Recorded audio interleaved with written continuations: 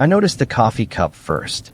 It was a Tuesday morning, the kind of gray October Tuesday that makes you forget what weekend felt like, and I was standing in our kitchen waiting for the machine to finish its cycle. Claire had already left for work. She always left early on Tuesdays, said the morning shift ran smoother, and I was alone in the house with the dog, listening to the familiar gurgle and hiss of our coffee maker. That's when I saw it.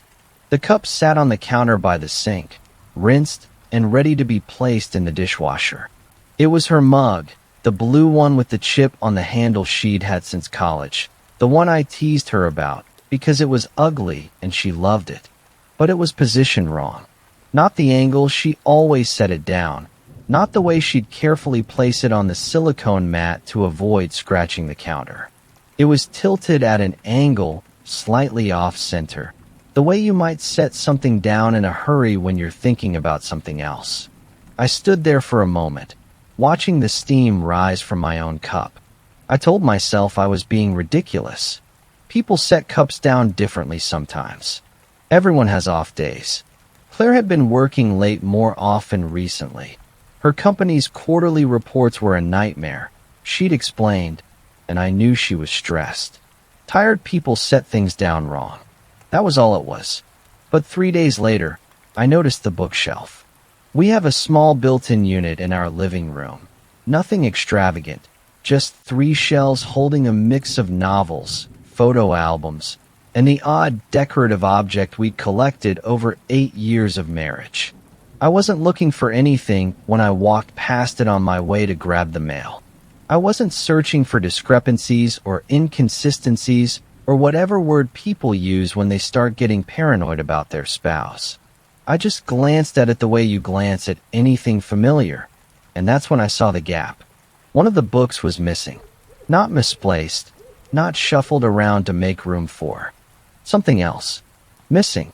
There was a space on the second shelf, third from the left, where a thick hardcover had been. I knew the shape of every book on that shelf because I'd organized it myself on a rainy Sunday afternoon 2 years ago, categorizing by color because Claire said it would look nicer that way, and I wanted to prove I could be domestic when I tried. The space was exactly the width of one book, and it wasn't empty before. I didn't mention it to Claire that night. I didn't mention it because by then I'd started keeping a mental list, and the list had grown longer than I wanted to admit. The phone call came first. 3 weeks ago, on a Thursday evening. Claire was in the shower, and her phone buzzed on the nightstand. I didn't look at it. I never looked at it. That was a line I didn't cross, not because I was noble, but because I was afraid of what I might find and afraid of knowing I'd crossed a line I couldn't uncross. But the screen was facing up, which was unusual because she always tucked her phone under her pillow face down, and I saw the name that flashed before the notification disappeared. It wasn't a name I recognized. Not a family member, not a coworker I knew, not a friend from her book club or her old roommate from Portland. Just a first name, a woman's name, followed by a preview of the message. Something about meeting tomorrow. The notification vanished before I could read more, and I was still standing there when Claire came out of the bathroom with her hair wrapped in a towel, and she smiled at me and asked if I wanted to order Thai food, and I said yes. And I didn't ask about the message because asking would have meant admitting I'd seen it, and I wasn't ready for that. The bookshelf gap, the coffee cup, the phone notification. 3 small things in 3 weeks. Nothing that would hold up in any court of law. Nothing that would justify the way my heartbeat quickened every time I heard her key in the lock. I told myself I was building a case. In my mind without evidence. I told myself I was turning into one of those people, the insecure ones who comb through text messages and track mileage and find significance in nothing. I hated that version of myself, but I kept noticing things. Her work shirt had a small stain on the collar last Wednesday. Not from coffee or food. Something darker, almost reddish-brown, that hadn't been there when she left that morning.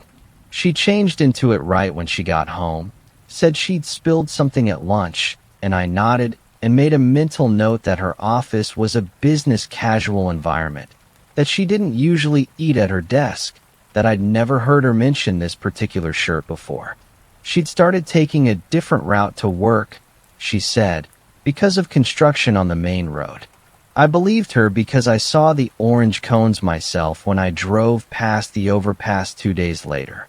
But then why did her car have 3 more miles on the odometer than it should have, according to the monthly average I'd started keeping in my phone?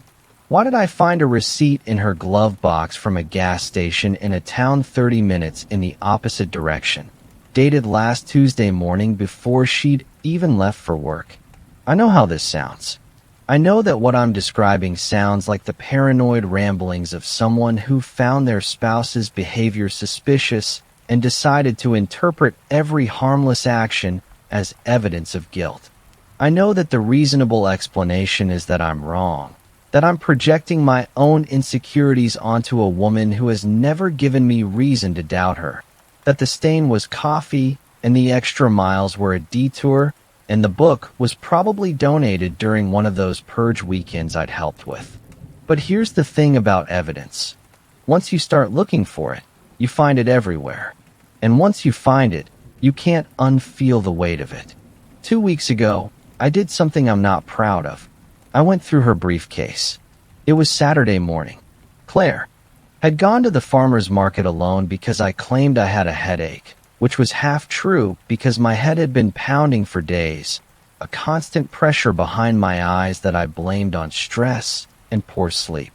She kissed my forehead and told me to rest, and I listened to her car pull out of the driveway, and I counted to 40 before I got up. The briefcase sat in the guest room closet where she always stored it. I didn't rifle through it dramatically, didn't uppin the contents onto the carpet like they do in movies. I just sat on the edge of the bed and opened it slowly, respectfully, the way you'd open someone else's diary if you were the kind of person who did that. I told myself I was looking for explanation, not evidence. I told myself I just wanted to understand. Inside was what I expected. Her laptop, a notebook with meeting notes, a package of gum, a phone charger, the usual detritus of professional life. Nothing suspicious. Nothing that would explain the book or the gas receipt or the message from the woman whose name I couldn't stop thinking about. I was about to close it when I noticed the pocket on the inside flap. Most people don't use the inside pockets. They exist, but they're awkward, hard to access, easy to forget. I almost missed it entirely, but something made me slip my fingers inside, and that's where I found the napkin. It was white, the kind you get from a decent restaurant, the kind with a folded texture and a subtle watermark. It was pressed flat, carefully folded into quarters, stored like something precious. I unfolded it with hands that didn't shake, because by then I'd convinced myself that this was it. This was the explanation I was looking for, and when I saw what was written on it, I would finally know. A phone number. Just that, written in neat blue ink. 555-0189. No name, no greeting, no context. Just 10 digits pressed into the paper like a secret. I folded it back up. I placed it exactly where I'd found it. I closed the briefcase and returned it to the closet and sat on the edge of the guest bed for a long time, listening to the house settle around me. The dog scratching at the back door, a car passing on the street outside. The ordinary sounds of an ordinary Saturday morning in an ordinary life. That night, I watched Claire sleep. I don't mean in a creepy way, not the way it sounds. I mean I laid awake beside her in the dark, studying the shape of her face in the faint light from the street, and I tried to reconcile the woman I'd married with the woman I was starting to think I didn't know at all. 8 years. We'd been married for 8 years. I'd held her mother as she cried at the funeral. I'd celebrated her promotion when she made senior associate. We'd bought this house together, renovated the kitchen, argued about paint colors for 3 weeks before settling on something neither of us was entirely happy with. I'd been certain, with the kind of certainty that feels like bedrock, that I knew her. Not perfectly, not completely, but in the ways that mattered. Her fears, her dreams, the way she hummed when she was thinking, the way she tucked her hair behind her ear when she was lying. But now I was lying awake at 2 a.m., staring at her peaceful face, and I felt the bedrock cracking beneath me. 3 days after I found the napkin, I made an appointment with a private investigator. I'm not proud of that either. It felt like an escalation, like crossing a threshold I couldn't uncross, but I also felt like I was losing my mind, and this was the only way to either confirm my suspicions or prove I was wrong. Either outcome felt preferable to the endless circular thinking that had taken over my life. His name was Roy. He had a small office in a strip mall near the highway, the kind of place with faded letters on the window and a reception area that hadn't been redecorated since the Clinton administration. He didn't ask questions. He just nodded when I explained the situation. No names, no details. Just a general request for surveillance, and quoted me a price that made me wince, but also, strangely, made me trust him more. Expensive meant serious. Serious meant discreet. He started watching her the following Monday. I didn't ask how he did what he did, didn't want to know the specifics. I just waited for his report, which came 3 days later in the form of a typed document dropped into my office mailbox when I was at lunch. She went to work. She came home. She stopped at the grocery store on Tuesday and the dry cleaner on Wednesday. Nothing unusual. Nothing that justified the knot in my stomach or the sleepless nights or the way I couldn't look at her without seeing the napkin, the receipt, the gap on the bookshelf. But then I read the final paragraph. On Wednesday afternoon, after leaving her office at 3:47 p.m., your subject drove to an address on Maple Street. She remained there for 2 hours and 14 minutes before departing. There was an address. There was a location. There was a house or apartment or building where my wife spent 2 hours and 14 minutes on a Wednesday afternoon, and no amount of reasonable explanation would fill that blank. I took the document home. I read it again in the car, in the driveway, before going inside where Claire was making dinner and asking about my day like everything was normal. I tucked the papers into my jacket pocket and nodded, and said work was fine and the pasta looked great, and I felt like I was watching myself from somewhere far away, wearing a mask I'd worn so long I'd forgotten it was a mask. That night, I didn't sleep.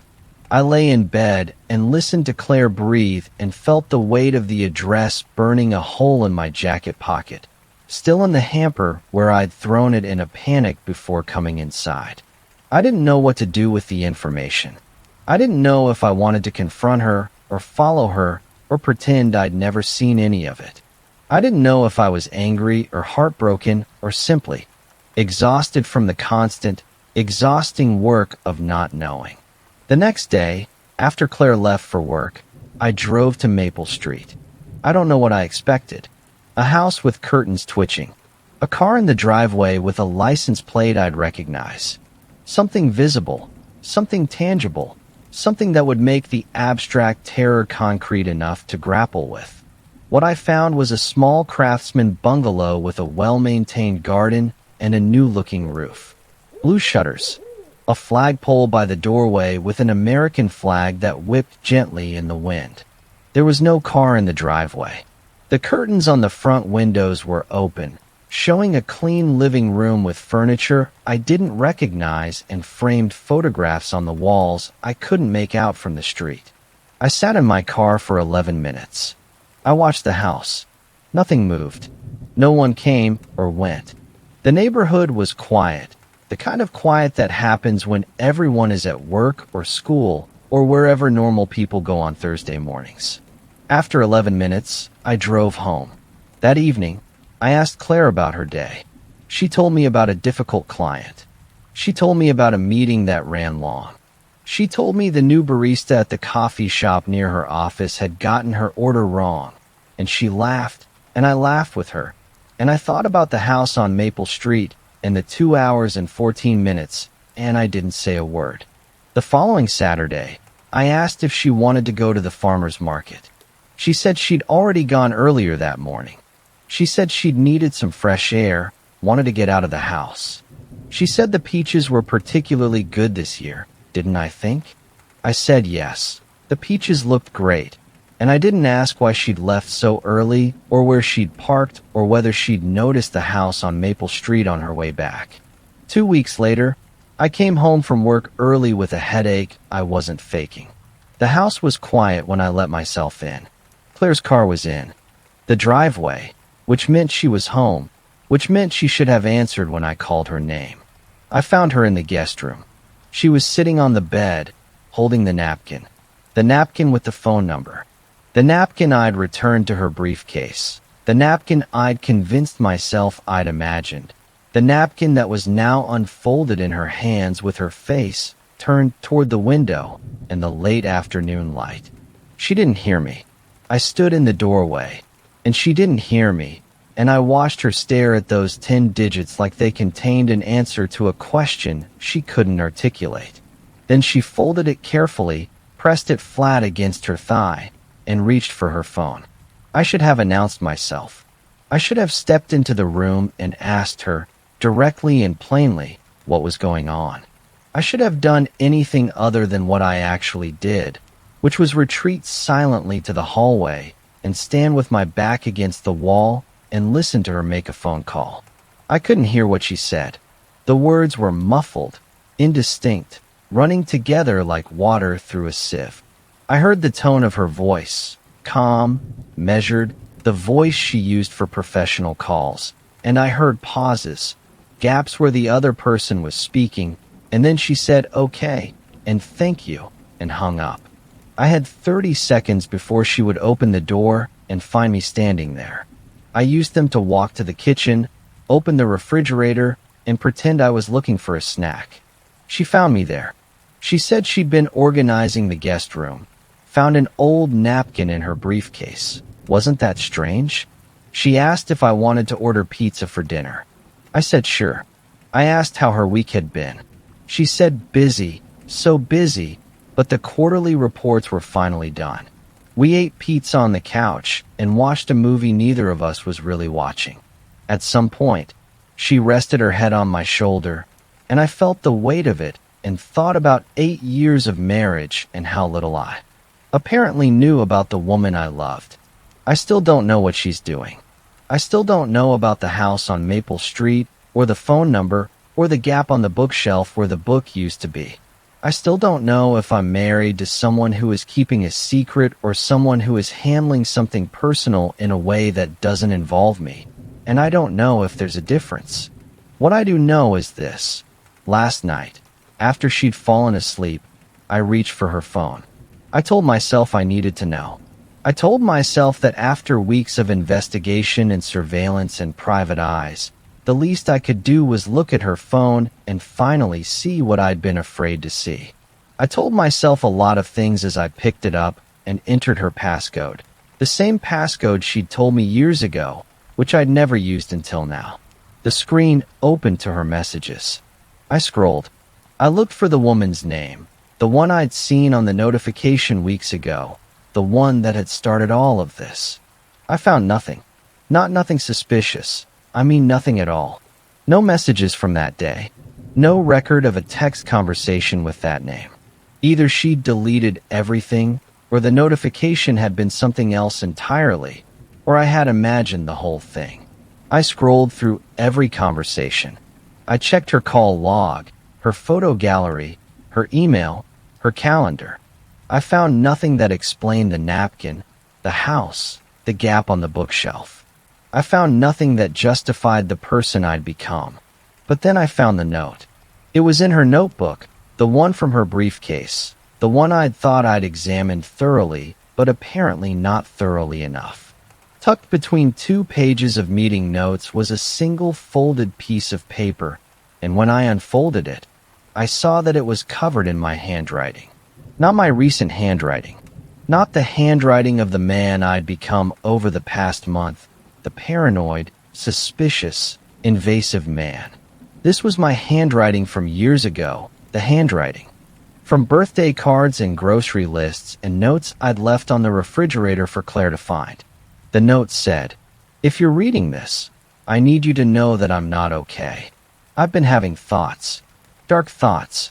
I don't know who else to tell.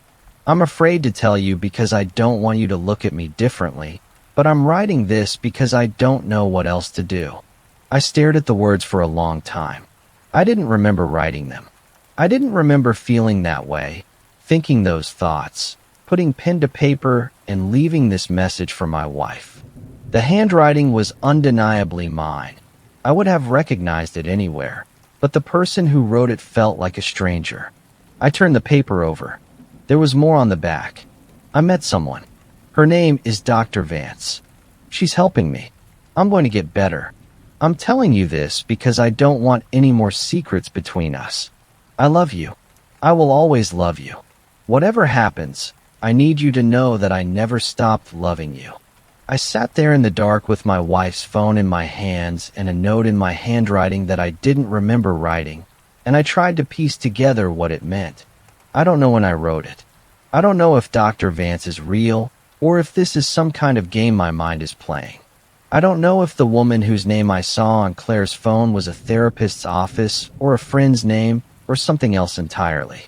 What I know is that I've been standing at the edge of my own life for weeks, watching my wife from the outside, convinced she was hiding something from me. What I know is that I never once considered I might be the one who was hiding from myself, from her, from whatever darkness I've been drowning in without realizing it.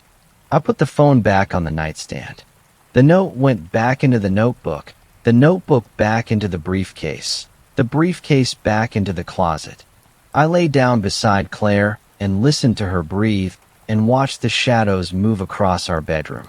Sealing his headlights passed on the street outside. She stirred. She reached for me without waking, her hand finding my arm, her fingers curling around my wrist like she'd done 1,000 times before. I didn't move. I didn't breathe. I just let her hold on. This morning, I made coffee. I stood in the kitchen with the dog at my feet and watched the familiar gurgle and hiss of the machine, and I thought about coffee cups and bookshelves and phone notifications. I thought about the house on Maple Street and the napkin with the phone number and the note I didn't remember writing. Claire came downstairs. She kissed my cheek and poured herself a cup and asked if I wanted eggs. I said no. I said I was going to take the dog for a walk, and she said okay, be back by 10. There's that thing at 11. I drove to Maple Street again. The house was the same as before. Blue shutters. American flag. Quiet neighborhood. I sat in my car for a few minutes, and then I got out and walked up to the door. I knocked. I waited. I knocked again. The door opened, and a woman looked at me with tired, patient eyes, like she'd seen this before, like she knew why I was there before I knew myself. "You're Claire's husband," she said. Not a question. I nodded. She stepped aside and let me in. The living room was exactly what I'd pictured from my stakeouts. Clean furniture. Photographs on the walls. A bookshelf with gaps that looked recent, where books had been recently removed. The woman sat in an armchair. She gestured for me to take the couch. "Dr. Vance," she said. "Or just June, if you prefer. Claire talks about you." I sat there. I didn't know what to say. "She told me you might come," June continued. She wasn't sure when. "She said you've been investigating, looking for answers." I thought about the notebook. The note. The handwriting that was mine, but felt like someone else's. "I don't understand," I said. June nodded. She didn't smile, but her expression wasn't cold. Was the expression of someone who had learned patience through repetition. When someone experiences a significant trauma or psychological break, she said, the mind sometimes fragments, creates separate experiences, separate identities, to protect the core self. Dissociative disorders are more common than people realize, especially in cases of sustained stress or hidden pain. I stared at her. "You're saying I have multiple personalities. I'm saying you've been through something you haven't fully processed, and your mind found a way to cope by creating compartments. Different versions of yourself that handle different things. The version who wrote that note. The version who's been investigating his wife for the past month. They're both you. You just haven't been able to access the memories that connect them. I thought about the past month. The coffee cup. The bookshelf. The gas receipt. The house on Maple Street. All of it real. All of it happening. But maybe not happening the way I thought. The book, I said. On the shelf. The book that's missing. June stood. She walked to the bookshelf and ran her finger along the spines. This one, she said, pulling a volume free. It's about trauma recovery. Claire recommended it to you. Gave it to you 3 months ago, when you started having trouble sleeping. You were reading it in the evenings, taking notes. Do you remember? I looked at the cover. I didn't recognize it. The notes you took, June continued. The ones about compartmentalization and dissociative episodes. They triggered something. A memory, maybe. Or the fear of a memory. Your mind started building walls. She handed me the book. It was heavy in my hands. Claire has been bringing you here, she said. Twice a week, for the past 2 months. For therapy sessions. You don't remember them afterward. She doesn't push. She just makes sure you get here safely and waits until you're ready to remember on your own. I sat there with the book in my hands and tried to remember. I saw flashes. A couch like this one. A woman talking, her voice calm. Claire in the doorway at the end of a session, smiling, offering her hand. Driving home with no memory of the drive. Waking up at night with my heart pounding. I don't know what's real, I said. June leaned forward. Her eyes were kind. What if I told you that real isn't the right question? What if the question is whether you're willing to keep choosing this life, this marriage, this version of yourself, even when it doesn't feel like enough? Outside, a dog barked. A car passed on the quiet street. I thought about my wife. I thought about the woman who had watched me fall apart for the past month and never said a word, never called me out, never made me feel small for the things I was doing. I thought about the way she'd held my wrist in her sleep. I need to go home, I said. June nodded. Claire will be happy to hear that.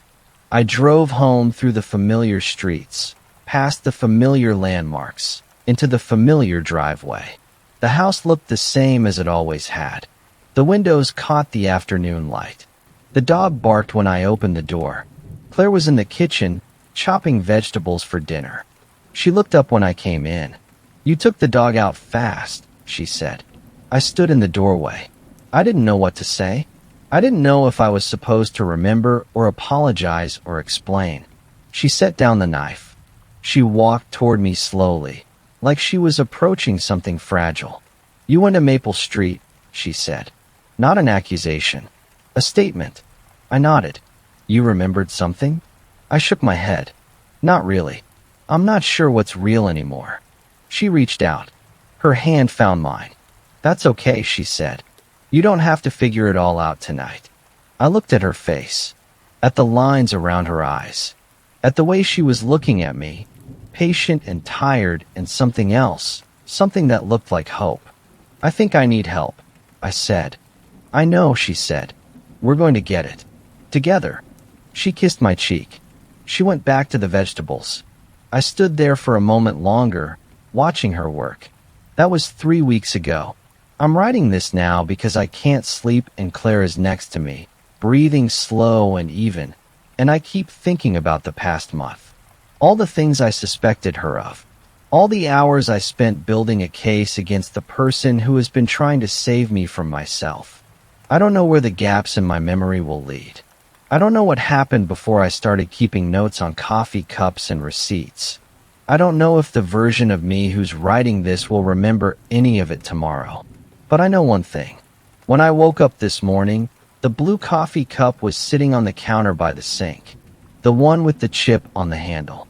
The one I teased her about. It was positioned perfectly. Exactly the way she always set it down. And next to it, I noticed for the first time, was a second cup. Clean. Waiting. I haven't asked Claire about it. I don't know if it means what I think it might mean, or if I'm seeing patterns that aren't there, or if I'll even remember writing this by the time the sun comes up. The dog is asleep in the corner. The house is quiet. My wife is beside me, and for the first time in weeks, I'm not watching her. I'm watching myself. I don't know who I am. I don't know what I'm capable of. I don't know what's real and what's fractured and what I'm going to find in the spaces between. I'm going to try to sleep now. I'm going to try to wake up tomorrow as someone who remembers. And if I don't, if the next morning brings another stranger standing in a kitchen, another man who doesn't know what his wife has been hiding, what she's been protecting him from all along, then I hope, whoever I become, that I find this note. I hope I read it. I hope I understand. The streetlight outside our window just went off. The room is darker now. Claire shifts beside me but doesn't wake. I can hear my own heartbeat. I can hear the house settling. Somewhere in the distance, I think I can hear another cup being set down. But that might just be the silence.